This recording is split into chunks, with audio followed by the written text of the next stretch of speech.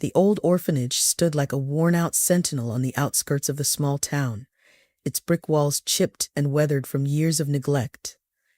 Inside, 6-year-old Ethan, a quiet and introverted boy, sat in a dimly lit corner of the common room, cradling a violin that seemed far too large for his delicate frame. Despite its size, he held the instrument with a deep reverence, as though it was his lifeline. His 4-year-old sister Emily clung closely to him, her wide eyes filled with a mix of admiration and dependency. As Ethan played, the room filled with soft, melancholic notes, a poignant contrast to the dreary surroundings. The melody, simple yet heartfelt, wove a thread of calm into the chaotic atmosphere. Emily, with her thumb tucked in her mouth, gently swayed to the familiar tune, finding comfort in the music her brother played. Their days at the orphanage followed a monotonous routine of quiet endurance. Each morning they were roused by the clang of the same worn-out bell, echoing through the hallways, signaling another day of dull chores and uninspiring meals. Breakfast was a silent, somber affair, with the children seated at long, splintered tables, their gazes fixed downward as they ate their meager portions. Afterward, the children dispersed to their assigned tasks, but Ethan and Emily remained inseparable, their bond a silent pact in a world where trust was a rare commodity. Ethan found solace in his dreams. At night, he would whisper to Emily about a grand house filled with beautiful paintings and a magnificent white piano. He described every detail so vividly that it felt almost real. Emily listened intently, her imagination painting vibrant pictures of the life her brother spoke of. "Do you think we'll ever see it, Robbie?" she whispered one night, her voice barely audible in the darkness. "Maybe one day," Ethan replied, his voice filled with a mixture of hope and the hard-earned realism of a child who had already faced too much disappointment. "But for now, we can keep dreaming." The orphanage caretakers dismissed Ethan's dreams as childish fantasies. They would chuckle and shake their heads whenever he mentioned the luxurious house. "These kids and their wild imaginations," they would say, their tone laced with a hint of mockery. But Ethan didn't let their dismissiveness affect him.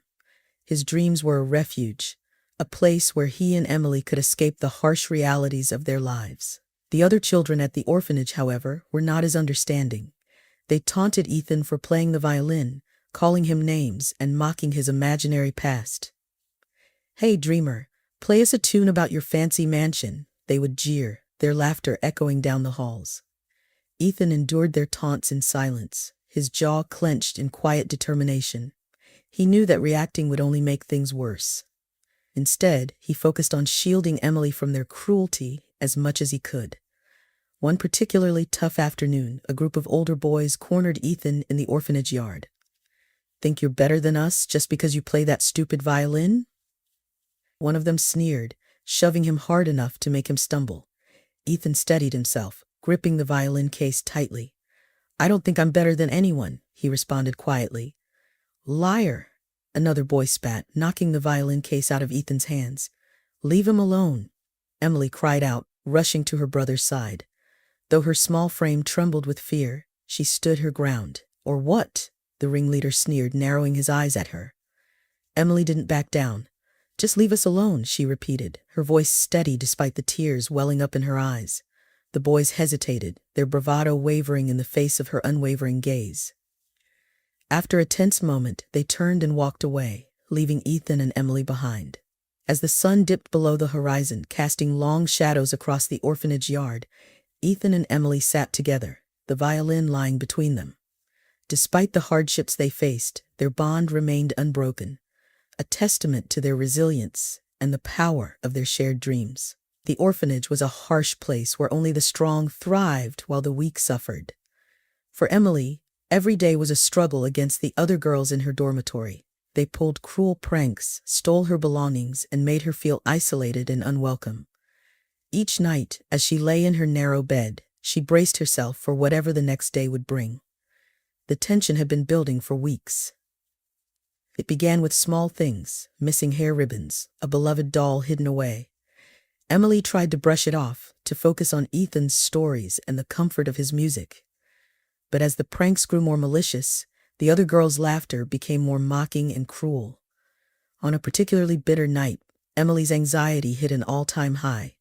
As she prepared for bed, she felt the familiar knot of dread tightening in her stomach. She noticed the other girls whispering and casting sly looks in her direction. "Hey, Emily," Jessica, the ringleader, called out with a voice dripping in fake sweetness that made Emily's skin crawl. "We've got a special surprise for you tonight." Emily tried to block her out, climbing into bed and pulling the thin blanket tightly around her. But before she could settle in, the girls closed in on her, their eyes filled with malice. "Hold her down," Jessica commanded. Two girls grabbed Emily's wrists, pinning her to the bed. She thrashed about, her heart racing in terror. "Stop! Let me go!" Emily shouted, but her cries were drowned out by the girls' cruel laughter. Jessica pulled out a jug of ice-cold water from behind her back. "This will teach you to stop being such a wimp," she sneered. With a quick motion, she dumped the freezing water over Emily, soaking her through and through. Emily gasped as the coldness hit her, her body shuddering from the shock.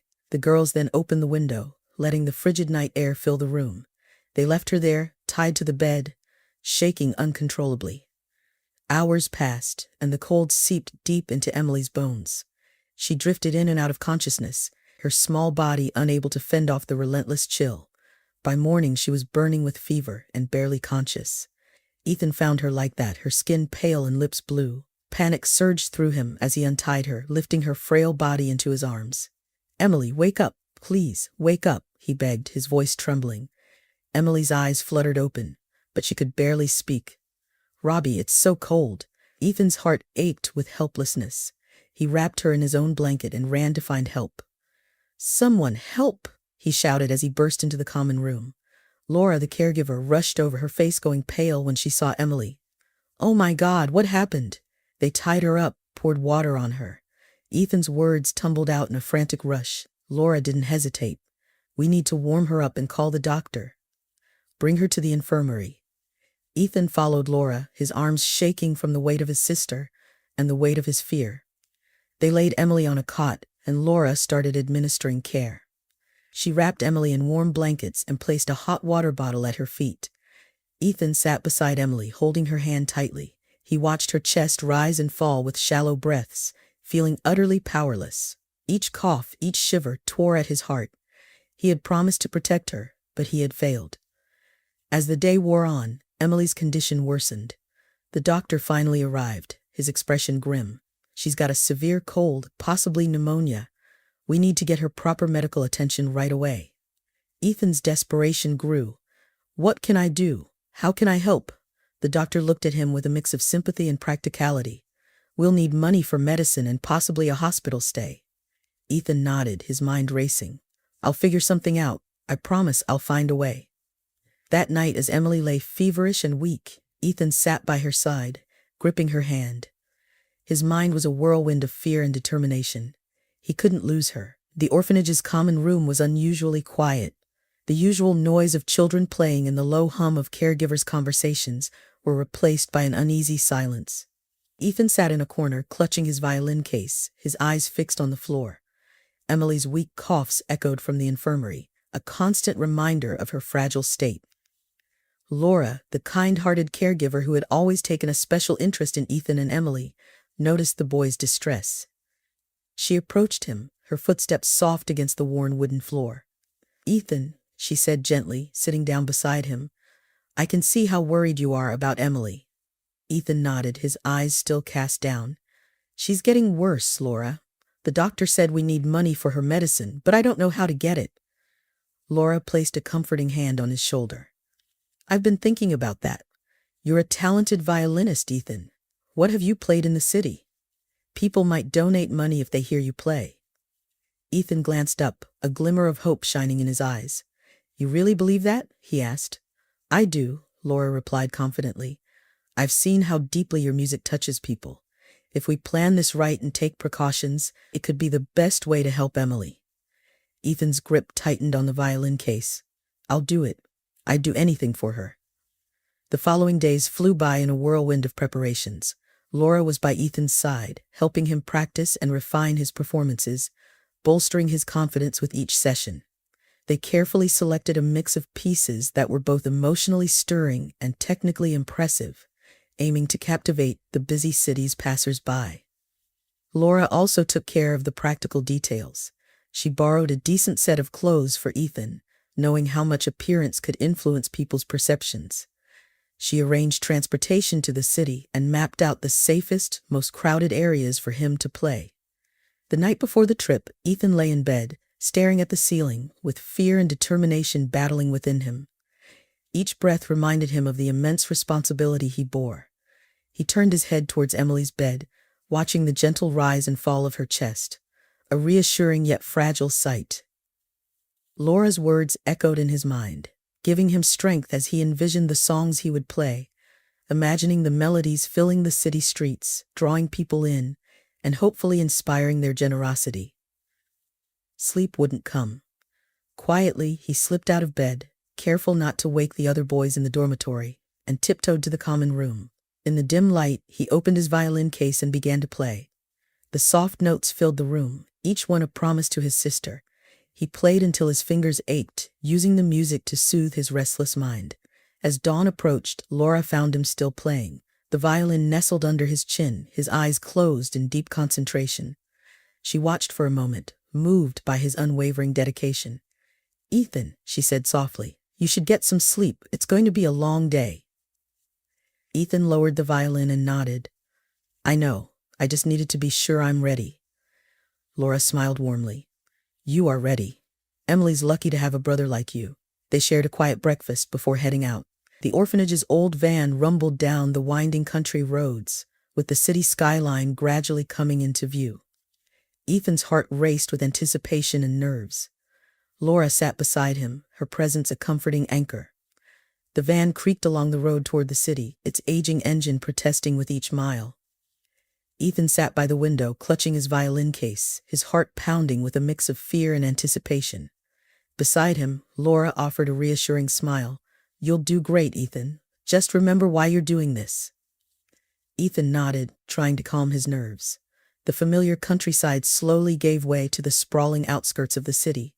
The buildings grew taller, the streets busier, and the peaceful quiet of the orphanage grounds was replaced by the hum of city life.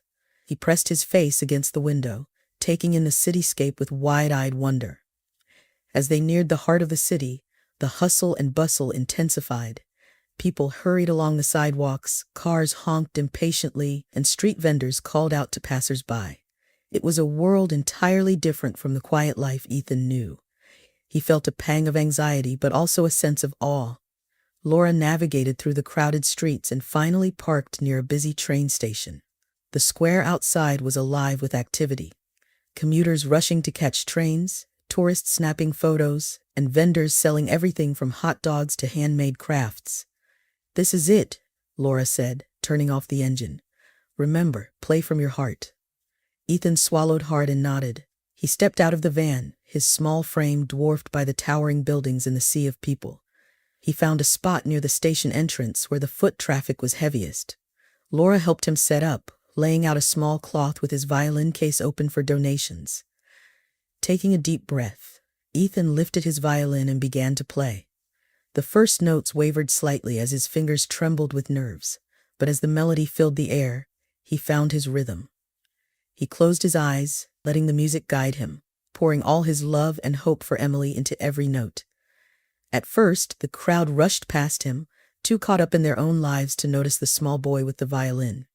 But gradually, a few people began to slow down, drawn in by the soulful music. An elderly woman paused, a gentle smile playing on her lips. A young couple stopped to listen, their hands intertwined. Bit by bit, a small crowd gathered, their faces softening in response to the haunting melody.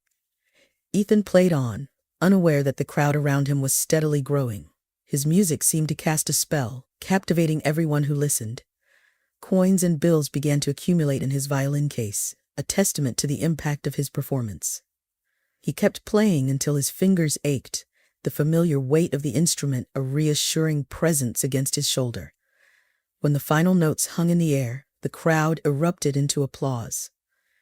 Breathless and slightly overwhelmed, Ethan opened his eyes and looked out at the audience, feeling a surge of gratitude. Among the faces, one man stood out, a middle-aged man with an intense gaze fixed on Ethan. As the crowd started to disperse, leaving behind generous donations, the man approached. That was incredible, the man said, his voice warm yet serious. Where did you learn to play like that? Ethan hesitated before quietly replying. I taught myself. My sister and I live in an orphanage. She's really sick, and I'm trying to raise money for her treatment. The man's expression softened. I'm sorry to hear that. My name is Mr. Bennett. I teach music and support the arts. Your talent is extraordinary, Ethan. You should be performing in concert halls, not on the street. Ethan blushed, unsure of how to respond. Thank you, sir. I just want to help my sister. Mr. Bennett nodded thoughtfully. I understand. Here's my card. If you ever need anything, don't hesitate to call. I'd like to help in any way I can. Ethan took the card, feeling the weight of it and the possibilities it held. Thank you, Mr. Bennett. I'll keep it safe. As Mr. Bennett walked away, Laura came over, her eyes shining with pride. You were amazing, Ethan. Look at all the money you raised. Ethan glanced at the violin case, now filled with coins and bills, and felt a wave of relief.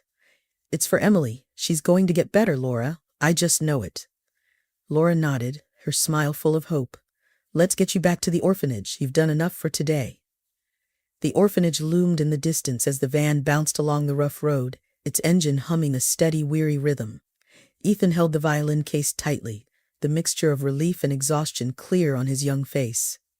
Laura glanced at him, offering a reassuring smile tinged with concern. You did great today, Ethan, she said gently. Emily is going to get the help she needs. Ethan nodded, his thoughts drifting to his sister. I hope she feels better soon. As the van pulled into the gravel driveway of the orphanage, the contrast between the lively city and the somber, aging building was stark. The city had buzzed with energy and possibility, while the orphanage felt like a place where dreams withered away. Ethan stepped out of the van, feeling the weight of the world settle back onto his small shoulders. Inside, the familiar scent of old wood and worn fabric greeted him. He hurried to the infirmary where Emily lay, her small body still shivering under the blankets. The doctor, a kind yet serious man who had seen too much suffering, was already there. How is she? Ethan asked in a hushed voice. The doctor looked up, his eyes tired. She's stable, but we need to get her proper medication soon. Ethan handed over the money they had raised, the crumpled bills and loose change, a lifeline for his sister. Will this be enough? The doctor nodded, a faint smile breaking through his professional demeanor.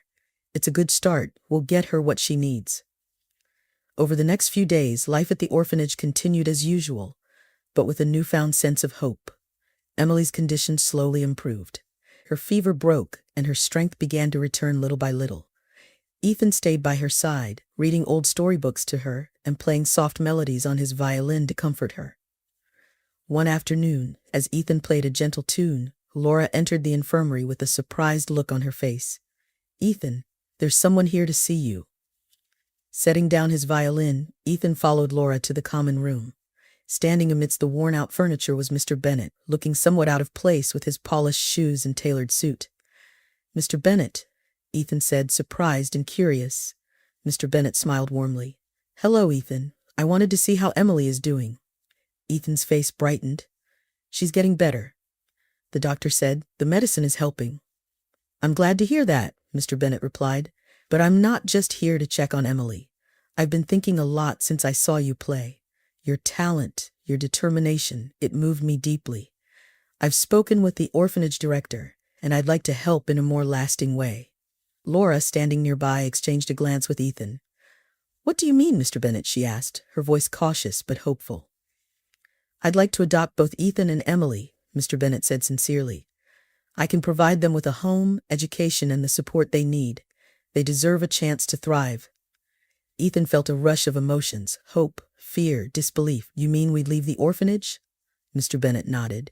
Yes, you'd come live with me. You could continue your music, and Emily would have the best care. Laura placed a comforting hand on Ethan's shoulder. This is a wonderful opportunity, Ethan. Ethan's mind raced. The orphanage had been his home, the place where he'd learned to survive. But the thought of a real family, of security and support, was almost too much to believe.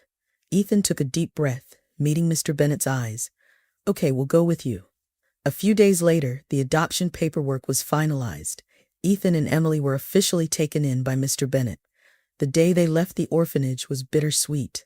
As Ethan looked back at the old building, a place of both hardship and memories, he felt a mix of gratitude and relief. The drive to Mr. Bennett's home felt surreal. Ethan and Emily sat in the back seat, their eyes wide with anticipation and nervousness. The bustling city slowly gave way to rolling hills and grand estates, each more impressive than the last. Ethan held Emily's hand, offering silent reassurance as her tiny fingers trembled, mirroring his own apprehension. When the car pulled up to the gates of Mr. Bennett's property, both children leaned forward, their breath catching in their throats. The house before them was unlike anything they had ever seen. A grand, ivy-covered mansion with tall windows and a wide, inviting front door. The gardens were immaculate, with vibrant flowers and neatly trimmed hedges lining the paths. Mr. Bennett glanced back at them with a reassuring smile. "Welcome to your new home, Ethan and Emily. I hope you'll be happy here." They stepped out of the car, their footsteps echoing on the cobblestone driveway. Emily's eyes were wide with wonder as she took in the sight. "Robbie, it's like a dream," she whispered, squeezing his hand tightly. Ethan nodded, his own excitement tempered by cautious hope. "Yeah, it really is." Mr. Bennett led them inside, where the door swung open to reveal an expansive foyer. The interior was just as stunning as the exterior, marble floors, high ceilings, and walls adorned with beautiful artwork. The air was filled with the faint scent of fresh flowers, and the soft strains of classical music played somewhere in the background. "This is amazing," Ethan whispered. Mr. Bennett smiled warmly. "I'm glad you think so. Let me show you to your rooms." They followed him up a grand staircase, their footsteps muffled by plush carpet. He opened the door to a spacious room with large windows overlooking the garden. In one corner stood a piano, and bookshelves lined the walls. "This will be your room, Ethan. I thought you might like the piano." Ethan's eyes lit up. "It's perfect, thank you." Next they walked down the hall to another room. This one was smaller but cozy, with a four-poster bed and a window seat piled with cushions. "And this is for you, Emily." Emily ran to the window seat, her face glowing with delight. "I love it." "Thank you, Mr. Bennett." As they settled into their new rooms, Ethan couldn't shake the sense of disbelief. It was as if he had stepped into one of his dreams, but this time it was real. He carefully unpacked his few belongings, placing his violin on a stand by the window. Later, Mr. Bennett called them to the dining room for dinner. The table was set with fine china and crystal glasses, a far cry from the simple settings at the orphanage. As they took their seats, a tall, slender girl entered the room. Her expression was cool, her posture stiff. "Ethan, Emily, this is my daughter Lily," Mr. Bennett introduced. "Lily, these are our new family members." Lily nodded politely, though her expression remained neutral. "Nice to meet you," she said, her voice distant. "Nice to meet you too," Ethan responded, trying to mask his nervousness. Emily offered a tentative smile. "Hi, Lily." Dinner was a quiet affair, the sound of silverware clinking against plates breaking the silence. Lily kept to herself, frequently glancing at her phone. Ethan and Emily exchanged uncertain looks, both feeling the tension but unsure how to ease it. After dinner, Mr. Bennett suggested they explore the music room. It was an impressive space filled with instruments, violins, cellos, a grand piano, and even a harp. Ethan's eyes lit up as he took in the room. "This is amazing," he said, moving towards the piano and gently running his fingers over the keys, producing a soft, melodic tone. Mr. Bennett watched with a warm smile. "You're welcome to use this room whenever you like. Music is a huge part of our lives here." Lily lingered near the door, her expression unreadable. "I have homework to do," she said abruptly, before leaving the room. Ethan watched her go, feeling a pang of sadness. "I hope she likes us," he murmured. Mr. Bennett placed a reassuring hand on his shoulder. "Give her some time. It's a big change for all of us." As the evening came to an end, Ethan and Emily retreated to their rooms, their minds buzzing with the day's events. Lying in bed, Ethan stared at the ceiling, caught between feelings of happiness and uncertainty. Life at Mr. Bennett's house soon fell into a comforting routine. Each morning, Ethan and Emily woke to the sound of birds chirping outside their windows, a stark contrast to the harsh clang of the orphanage bell they were used to. The house was filled with warmth, music constantly in the background. Ethan and Lily began their rehearsals under Mr. Bennett's watchful eye. The music room became their sanctuary, a place where melodies intertwined, creating a bond that words couldn't express. Mr. Bennett's guidance was gentle but firm, his deep understanding of music evident in every correction and suggestion. "Remember, Ethan, let the violin sing. Don't force it," Mr. Bennett would say, his voice calm and encouraging. Ethan nodded, adjusting his grip, striving to find the perfect balance between strength and delicacy. The sound that emerged from his violin was rich and resonant, a perfect complement to Lily's piano. Lily, however, grappled with her own insecurities. Despite her talent, she often doubted herself. "I just don't want to mess up," she confided in Ethan one afternoon, her fingers trembling over the piano keys. "Everyone makes mistakes," Ethan replied reassuringly. "What matters is how we recover from them." Their interactions were full of subtle gestures, a nod of encouragement, a shared smile after successfully playing a difficult passage. The music gradually drew them closer, breaking down the walls Lily had initially put up. One afternoon, as they were practicing, Emily burst into the room, her face glowing with excitement. "Look what I found," she exclaimed, holding up a delicate necklace that had fallen from her belongings while unpacking. Mr. Bennett, who had been quietly observing their rehearsal, froze. His eyes locked onto the necklace, and his face turned pale. "May I see that, Emily?" he asked, his voice uncharacteristically shaky. Emily hesitated before handing over the necklace.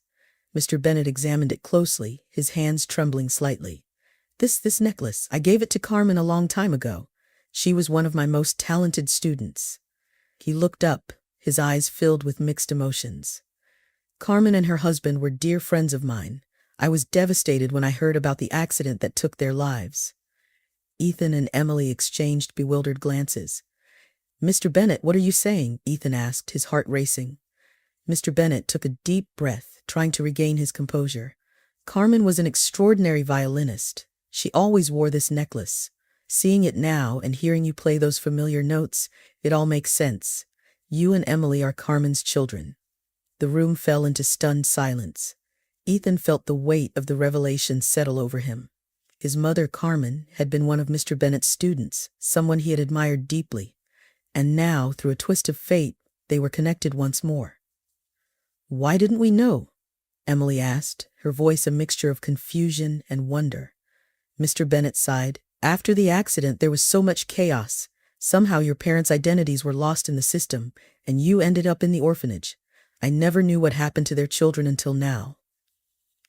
Ethan looked down at the necklace, feeling a connection to his past he had never known before. "This was hers," he whispered, a tear slipping down his cheek. Mr. Bennett placed a comforting hand on Ethan's shoulder. "Your mother was an incredible musician, and she would be so proud of both of you."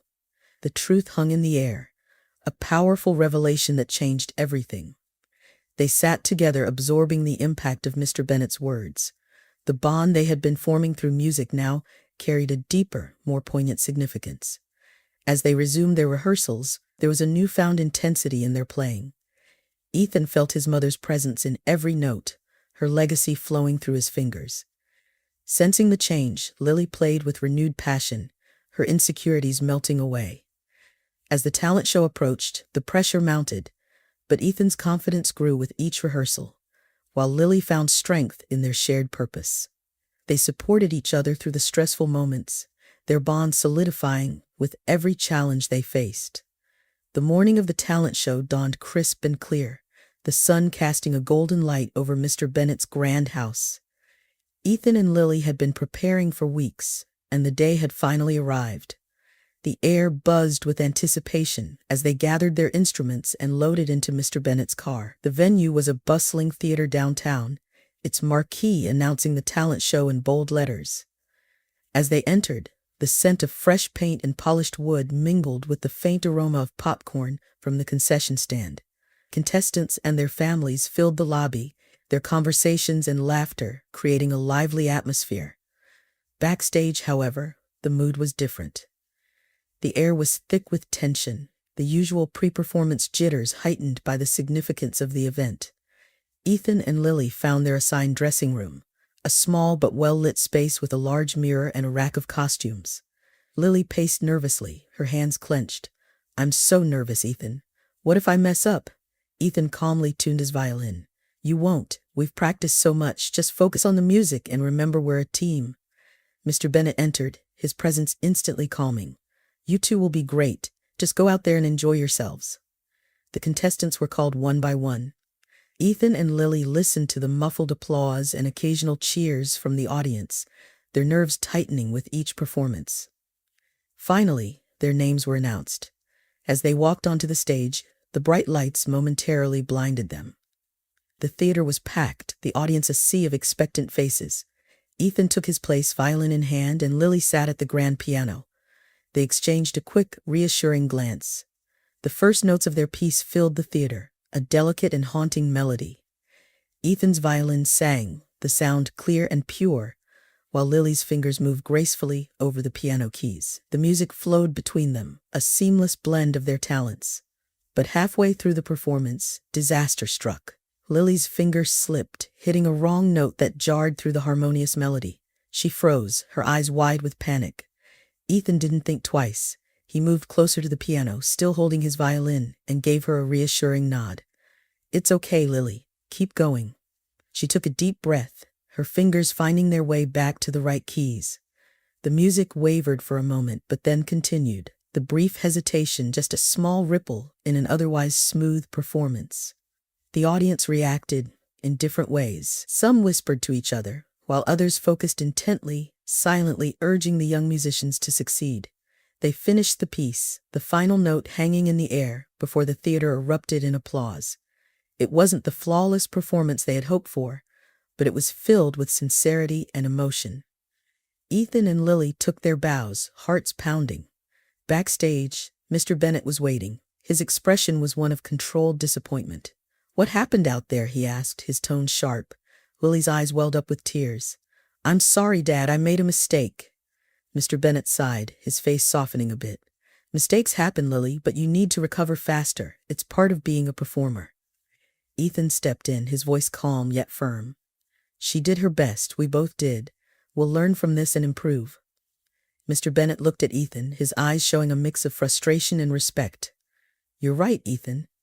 The ride home was quiet, the earlier excitement replaced by a somber mood. Back at the house, Lily withdrew to her room, her face pale and tired. Ethan followed, knocking gently before entering. Lily, are you okay? He asked softly. She looked up, her eyes red from crying. I messed up, Ethan. I ruined everything. Ethan sat beside her, speaking gently. You didn't ruin anything. We're a team, remember? We'll get better together. And Mr. Bennett just wants us to succeed. Don't be too hard on yourself. Lily sniffled, managing a small smile. Thanks, Ethan. I don't know what I'd do without you. Ethan smiled back, the bond between them growing stronger after the day's events. We'll keep practicing, and next time we'll be even better. As the house settled into silence, Ethan returned to his room, replaying the performance in his mind. They had faced a setback, but they had also shown resilience. He knew that with continued practice and support, they could overcome any challenge in their way. The next morning, Mr. Bennett gathered them in the music room. I was hard on you both last night. I'm sorry. You did well, and I'm proud of your efforts. Lily and Ethan nodded, their resolve renewed. Together, they would keep growing, their music a testament to their perseverance and unity. The tension that had once clouded Mr. Bennett's grand house began to lift, replaced by a growing sense of warmth and togetherness.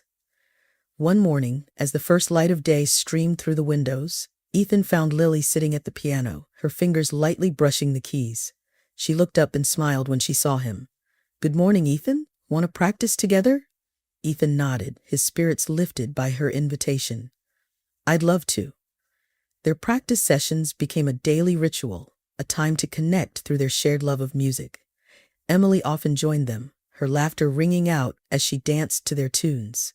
These moments of bonding helped to heal old wounds and build new, stronger connections. Mr. Bennett often sat nearby, listening to their rehearsals, offering gentle guidance and words of encouragement. You both have such talent, he'd say, his voice filled with pride. I'm lucky to have you in my life. The house, once filled with echoes of discord, now resonated with music and laughter. Ethan and Lily's bond deepened, their partnership in music reflecting their growing affection for each other. Emily too thrived in this new environment, her health improving as she felt the love and support of her newfound family. As the months went by, Ethan and Lily continued to hone their skills, their dedication paying off. They applied to a prestigious music academy, determined to take their talents to the next level. The day the acceptance letters arrived, the house was filled with joy. "We did it," Lily exclaimed, hugging Ethan tightly. "We're going to the academy." Ethan grinned, feeling a deep sense of accomplishment. "This is just the beginning, Lily. We're going to achieve so much together." Their time at the academy was challenging but incredibly rewarding. They threw themselves into their studies, learning from some of the best musicians in the world. Their bond grew stronger as they navigated the ups and downs of their musical journey, supporting each other through every performance and practice session. Years later, Ethan stood backstage at a grand concert hall, his violin in hand. The air was buzzing with anticipation, the audience eagerly awaiting the performance. Lily stood beside him, her presence calming. "You ready for this?" she asked, her eyes sparkling with excitement. Ethan nodded, his nerves steady. "Always with you by my side." They stepped onto the stage, the spotlight illuminating their faces. The applause was deafening, a testament to their hard work and dedication. As they played, the music flowed effortlessly, a beautiful symphony born from their shared passion and love. As the final note hung in the air, the crowd rose to their feet, their applause echoing through the concert hall. Ethan turned to Lily, his heart racing, not just from the performance, but from what he was about to do next. He inhaled deeply and then knelt down, pulling a small velvet box from his pocket. "Lily," he began, his voice steady and clear, "these past years have been amazing. You've been my musical partner, my best friend, and the love of my life. Will you marry me?" Tears of joy welled up in Lily's eyes. "Yes, Ethan, 1,000 times yes." The audience erupted into cheers as Ethan slid the ring onto her finger. They embraced their future bright and full of promise. Their wedding was a beautiful celebration of love and music, surrounded by friends, family, and fellow musicians. Mr. Bennett, his eyes moist with tears, gave a heartfelt speech. "I couldn't be prouder of you both. You faced every challenge with grace and built a beautiful life together." In time, Ethan and Lily welcomed a daughter into their world, naming her Hope. She became the light of their lives, a symbol of their journey and the future they were creating. Their home was filled with music, laughter, and the joyful sounds of a family brought together by love. On quiet evenings, they would gather in the music room, playing together as hope twirled around them. These were the moments they cherished most, a testament to their resilience and the power of love. Ethan would play a soft melody on his violin, while Lily accompanied him on the piano, their eyes meeting in a shared moment of joy. Hope would sit between them, her tiny hands clapping to the beat. Their journey had been filled with ups and downs, but through it all, they had found their harmony.